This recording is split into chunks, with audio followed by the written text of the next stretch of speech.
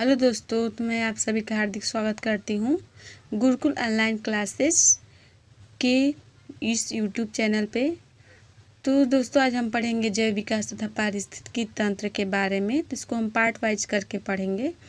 ये DElEd 4th semester का science subject का पहला चैप्टर है, जिसके बारे में हम जानेंगे। तो जैव विकास क्या होता है दोस्तों? तो जैव विकास सरल संरचना वाले जीवों से आधुनिक जटिल जीवों के क्रमिक विकास को ही जैव विकास कहते हैं। इसको हम जैसे फिगर के माध्यम से समझेंगे। तो सबसे पहले जो हमारी जो पीढ़ी थी वो क्या थी? तो बंदर थी, सबको पता होगा। तो बंदर से हम क्या धीरे धीरे हमारा क्रमिक विकास हुआ। बंदर से आदिमानव से क्रमिक विकास होते होते हम एक आधुनिक मानव में परिवर्तित हो गए। तो इससे ही हम इस सब क्रमिक विकास को हम जैव विकास कह सकते हैं।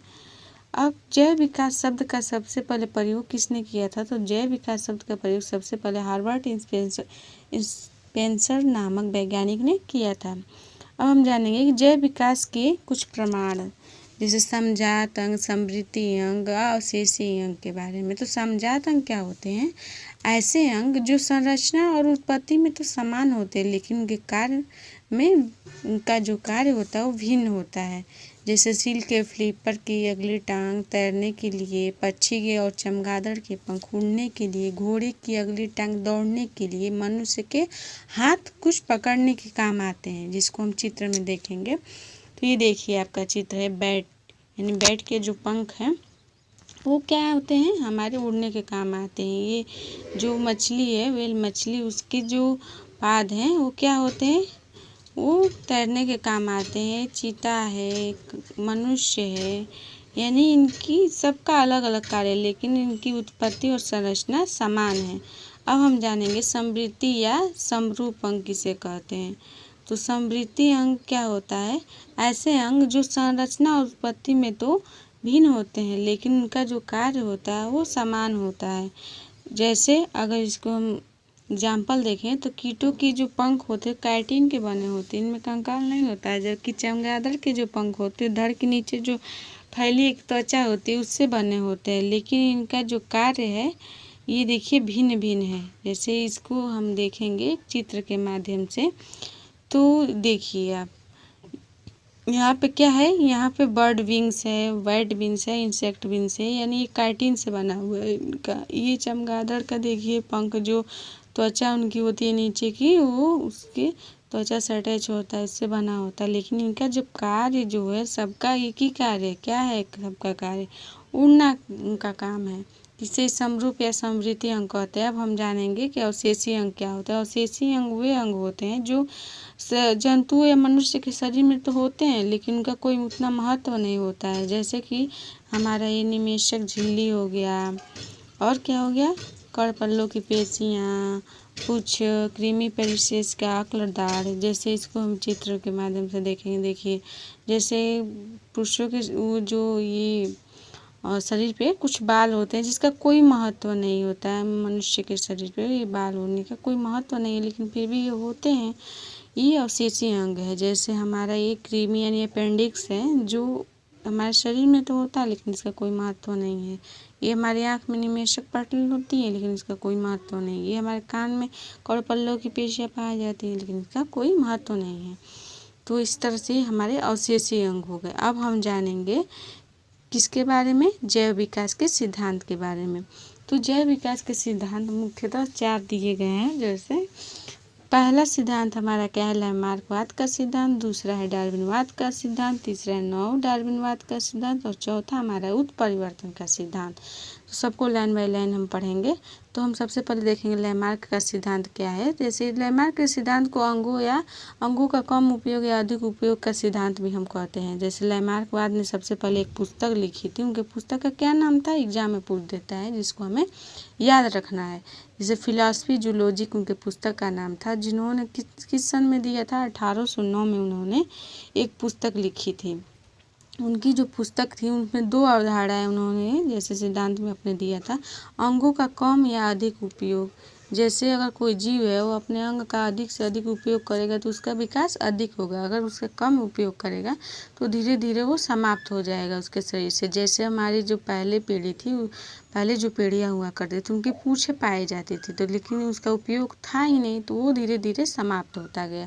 ठीक उनके बाद उन्होंने दिया उपार्जित लक्षणों की वंशागति, यानी उपार्जित लक्षण यानी कि जो हमें परिवेश से प्राप्त हुआ हो, जैसे कि जो जीव उपार्जित लक्षण यानी जो जीव परिवेश से कुछ लक्षण प्राप्त करते हैं उनका उन्होंने बताया कि उनकी जो नई पीढ़ी आती है उनके संतानों में वो लक्षण चले जाते हैं।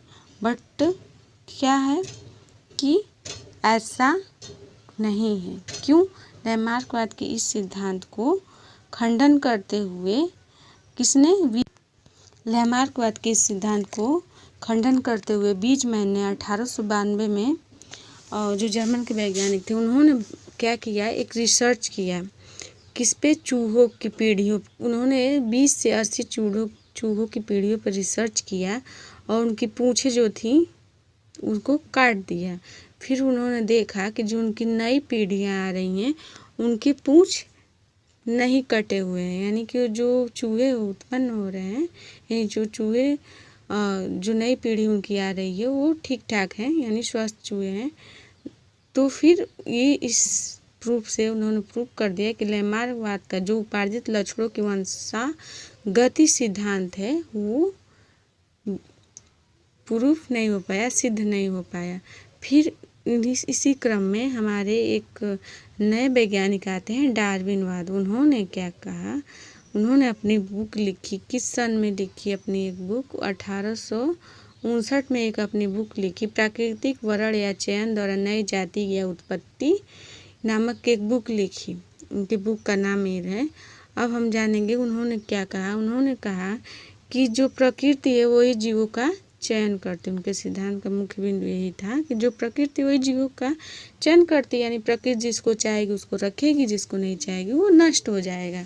फिर उनकी जो पुस्तक है उसमें कुछ मुख्य बिंदु दिए हुए हैं जिसको हम जानेंगे, यानी इसको सिद्धांत में समझ लेंगे डार्विनवाद का। जैसे एग्जाम में पूछा था एक क्वेश्चन कि डार्विनवाद के 5 आधारभूत सिद्धांतों के बारे में बताएं। तो 5 आधारभूत सिद्धांत क्या क्या हैं इसको हम जान लेंगे। तो जीवों में सरल उत्पन्न जो जीवों में जो संतान है उत्पन्न करने की प्रचुर क्षमता होने, यानी जो जीव है उसमें क्या होना चाहिए? जीवों को यानी उनकी संतान को उत्पन्न करने की प्रचुर क्षमता होना चाहिए। उसके बाद उनके जीवन जो हो संघर्षमय हो, यानी कि अगर हम जैसे देखते हैं जुलाई के महीने में कि बहुत सारे नीम के पौधे छोटे छोटे, जैसे नीम का जो वृक्ष है उससे जो बीज गिरते हैं और बहुत सारे छोटे छोटे पौधे जम जाते हैं, लेकिन वो सभी नीम के वृक्ष नहीं बन सकते। क्यों नहीं बन सकते? क्योंकि वो संघर्ष नहीं करते। जब जो संघर्ष कर लेते हैं वो वृक्ष हो जाते हैं। जैसे कि हम आम के या फिर किसी भी वृक्ष को 3-4 बीज एक साथ लगा दें तो उसमें से एक पौधा बड़ा भी हो जाता है, एक छोटा हो जाता है। यानी ये क्यों होता है? क्योंकि जो संघर्ष ज़्यादा करता है उसका विकास ज़्यादा होता है। फिर उन्होंने बताया कि भिन्नताएं तथा उनकी वंशानुगति, उनकी भिन्नताएं होनी चाहिए। जो जीव हो उसमें भिन्नताएं होनी चाहिए, तभी उनकी जो वंशानुगति होगी वो भिन्न भिन्न होगी। फिर बताया कि योग्यता एवं सर्वश्रेष्ठ का चयन। उन्होंने बताया कि जो जीव हैं उनमें योग्यता और सर्वश्रेष्ठता भी होना चाहिए, और वातावरण में निरंतर परिवर्तन होना चाहिए। यानी जीवों में अगर जो वातावरण के साथ अपने आप को बदल देगा वही ज़्यादा टाइम तक इस पृथ्वी पर टिका रहेगा। अपडेट करते रहना चाहिए हमें, नई जाति की तभी उत्पत्ति होगी। तो ये था हमारा पूरा डार्विनवाद का सिद्धांत। अब हम लैमार्कवाद के कुछ जो जिराफ पे उन्होंने एक प्रयोग किया था जिसको हम देखेंगे। लैमार्कवाद ने कहा कि जब एक समय ऐसा था कि जंगल में बहुत सूखा पड़ गया, हाँ उस समय सूखा पड़ गया, फिर जो घास थे हमारे सब जल गए। अब जो जिराफ थे वो क्या खाएं? उनको खाने के लिए भोजन ही नहीं था। फिर जो जिराफ थे वो क्या किए? वृक्ष के पत्ते को खाने लगे। यानी वो अपनी टांग को, अगली टांग को उचकाते और फिर गर्दन को उठा के वृक्ष के पत्तों को खाने लगे। अब जो जिराफ ये सब नहीं कर पाते थे, यानी कि वो अपनी गर्दन को उठा के वृक्ष के पत्तों को नहीं खाए, वो धीरे धीरे समाप्त होते गए। और जो ऐसा कर लिए, इसीलिए उनकी जो गर्दन है और अगली टांग है वो लंबी होती गई। अब हम जानेंगे कि नव डार्विनवाद का सिद्धांत। जो डार्विनवाद का सिद्धांत था, उसको डार्विन के समर्थकों ने इस सिद्धांत को क्या किया, उस सिद्धांत में जीन शब्द जोड़कर एक नया रूप दे दिया। और इस सिद्धांत में उन्होंने बताया कि जीवों पर एक साथ कई कारकों का प्रभाव पड़ता है। उसके बाद हमारा आया उत्परिवर्तन का सिद्धांत। उत्परिवर्तन का सिद्धांत, उत का मतलब होता है अचानक, यानी उत्परिवर्तन का मतलब अचानक परिवर्तन। अचानक परिवर्तन, जब इस समय ऐसे समझ सकते हैं कि जीवों में होने वाले अचानक परिवर्तन एक पीढ़ी से दूसरी पीढ़ी में स्थानांतरित होते हैं, उसे हम उत्परिवर्तन का सिद्धांत कहते हैं, जिसको ह्यूगो डे व्रीज नामक पुस्तक में 1905 में फ्लोरा ने लिखा था। अब ये क्या बताएं, उन्होंने बताया कि जो उत्परिवर्तन से उत्पन्न भिन्नताएं होती हैं वो आनुवंशिक होती हैं, और उत्परिवर्तन गुणसूत्र में जीन की संरचना में क्या करता है, परिवर्तन का कारण बनता है। अब हम पढ़ेंगे इकोसिस्टम के बारे में, पारिस्थितिकी तंत्र के बारे में। पारिस्थितिकी तंत्र क्या होता है? पारिस्थितिकी तंत्र को जानने से पहले हम जानेंगे इकोलॉजी। इकोलॉजी यानी कि जो क्या करे, जो हमारे जीवों तथा वातावरण में समान यानी कि संतुलन को बनाए रखे, उसे ही हम इकोलॉजी कहते हैं। जैसे इसको सबसे पहले इकोलॉजी को किसने दिया था? अर्नेस्ट हैक्ले नामक वैज्ञानिक ने इसको दिया था 1869 ईस्वी में, इकोलॉजी। अब हम जानेंगे कि इकोसिस्टम क्या होता है। इकोसिस्टम जिसको किस वैज्ञानिक ने दिया था? ए.जी. टांसले ने दिया था। उन्होंने बताया कि जो इकोसिस्टम एक खुला तंत्र है, एक खुला तंत्र है इकोसिस्टम। और उन्होंने बताया कि इकोसिस्टम हमारा जो होगा वो छोटा भी हो सकता है और बड़ा भी हो सकता है, जैसे घास का मैदान, वन, मरुस्थल, समुद्र या महासागर। फिर अगर ये उन्होंने बताया कि जो ऐसे हमारे शरीर में एक कोशिका कार्य करती है, एक छोटी इकाई के रूप में कार्य करती है, ठीक उसी प्रकार से प्रकृति भी कार्यात्मक इकाई करती है। कौन? इकोसिस्टम जो होता है प्रकृति के लिए कार्यात्मक इकाई के रूप में कार्य करता है, जिसको इकोसिस्टम, वैसे देखिए ये है हमारा फिगर इकोसिस्टम, यानी कि एक तालाब में हम इकोसिस्टम के बारे में बात करें तो ये तालाब हो गया, उसमें बहुत सारे शैवाल होंगे छोटे छोटे और घास वगैरह। उसको कौन खाता है? मछलियाँ खा जाती हैं, मछलियों को बड़ी, छोटी मछलियाँ खाते हैं, फिर छोटी मछलियों को बड़ी मछलियाँ खाते हैं। ऐसे करते करते हमारा एक इकोसिस्टम बन जाएगा। अब हम जानेंगे कि इकोसिस्टम के घटक, इकोसिस्टम के जो घटक, इनके बारे में, जो अबैटिक कंपोनेंट्स और बायोटिक कंपोनेंट्स होते हैं, अजैविक और जैविक घटक।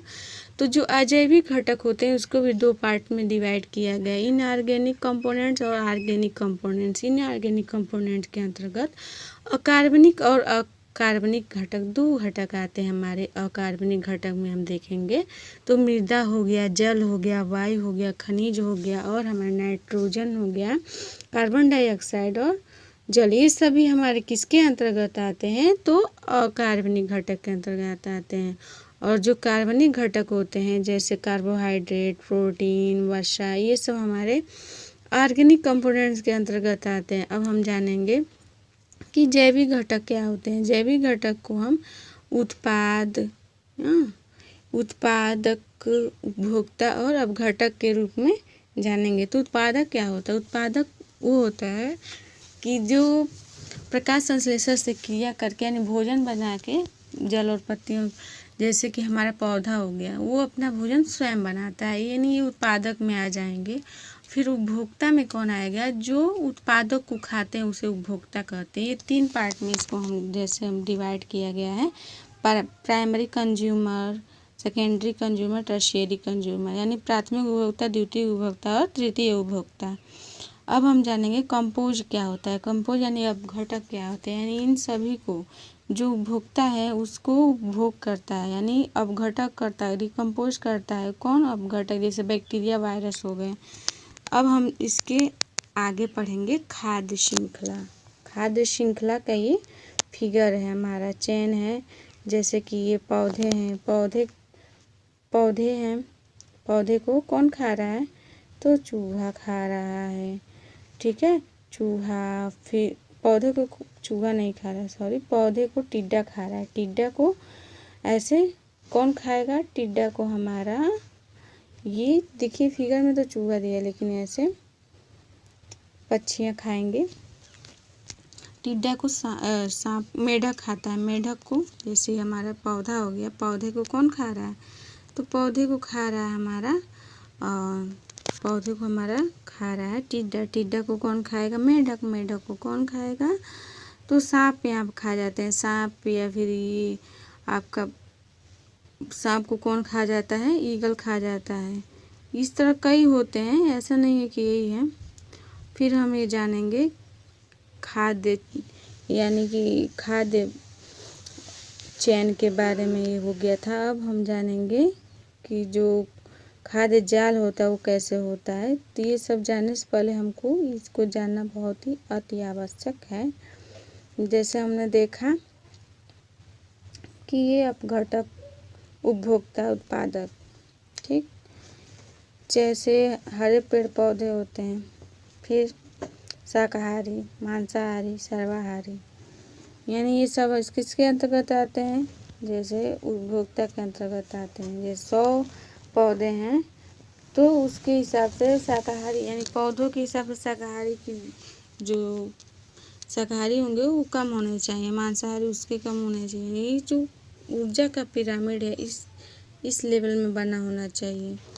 अगर संख्या पिरामिड की बात करें तो संख्या पिरामिड में पौधों की संख्या किसकी अपेक्षा अधिक होनी चाहिए? शाकाहारी। शाकाहारी की संख्या मांसाहारी की संख्या सर्वाहारी की अपेक्षा हमारी ज़्यादा होनी चाहिए।